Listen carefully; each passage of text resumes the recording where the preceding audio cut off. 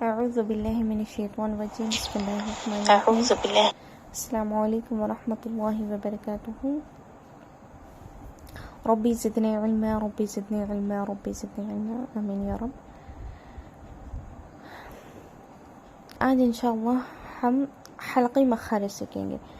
حلقی مخارج سیکھنے سے پہلے ہم حلق کے کچھ حصے دیکھ لیتے ہیں، یعنی کہ حلق کے کتنے حصے اور کون کون سے ہیں یہ دیکھیں گے انشاءاللہ۔ حلق کے 6 حصے اور اس سے ادا ہونے والے 6 حروف ہیں، ٹھیک ہے، جس کو ہم کہتے ہیں پارٹس آف تھروٹ، یعنی کہ ہم دیکھیں گے پارٹس آف تھروٹ کون کون سے ہیں۔ حلق کے 6 حصے یعنی کہ پہلا ہو گیا اقصائے حلق، جو کہ نچلا حصہ ہوتا ہے، یعنی کہ جو سینے کی طرف آتا ہے اس کو ہم کہتے ہیں اقصائے حلق، ٹھیک ہے، باٹم والا جو حصہ ہوتا ہے۔ اس کے بعد وسط حلق یعنی کہ درمیانی حلق، وسط حلق یعنی کہ درمیانی، یعنی کہ بیچ والا حصہ، مڈل آف دی تھروٹ، ٹھیک ہے۔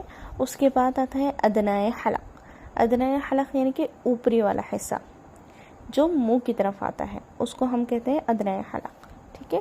امید ہے یہ حلق کے نیم آپ سمجھ گئے ہوں گے۔ میں ایک بار پھر سے رپیٹ کر دوں، اقصائے حلق، وسط حلق اور ادنائے حلق۔ اقصائے حلق جو کہ نچلا حصہ سینے کی طرف والا، وسط حلق جو کہ بیچ والا حصہ، ادنائے حلق وہ جو کہ اوپری حصہ۔ اقصائے حلق سے پہلے ہم دیکھتے ہیں وسط حلق۔ وسط حلق یعنی کہ درمیانی حلق سے کون کون سے حروف ادا ہوتے ہیں۔ درمیانی حروف سے ح اور عین ادا ہوتے ہیں، درمیانی حلق سے ح اور عین ادا ہوتے ہیں۔ کس طرح سے؟ جب ہم ح بول رہے ہیں آپ اپنے گلے کو ہاتھ لگائیے گا، آپ کو معلوم ہوگا کہ ہم کہاں سے اس کو پروننس کر رہے ہیں۔ ح، عین، ح، عین، ٹھیک ہے، اس طرح سے۔ ح جب بولیں گے ح الف لکھا جائے گا، ہے نا، جیسا اسی طرح سے ح، عین، آ نہیں بولیں گے، عین، ٹھیک ہے۔ اس میں ایک بات بتانی ضروری ہے، ح اور عین درمیانی حصے سے ادا ہونے والے حروف ہیں، ٹھیک ہے۔ حلقی مخارج میں یعنی کہ حلق سے نکلنے والے 6 مخارج ہیں نا، ان میں سے 4 حروف آواز کے اعتبار سے ملتے جلتے سنائی دیتے ہیں۔ آواز کے اعتبار سے ملتے جلتے سنائی مطلب جیسے کہ حمزہ کو ہم اگر حمزہ الف زبر پڑھیں گے آ، عین الف زبر پڑھیں گے آ، مگر آواز میں سیم ہے پر ان کی ادائیگی میں ڈفرنس ہے۔ کیسا؟ حمزہ الف زبر آ، سیدھا، بالکل سیدھا آ، عین الف زبر آ، آ، تھوڑا سا سپیڈ بریکر آ کے پھر روٹ سیدھی ہوتی ہے نا، اس طرح سے آ، آ، ٹھیک ہے۔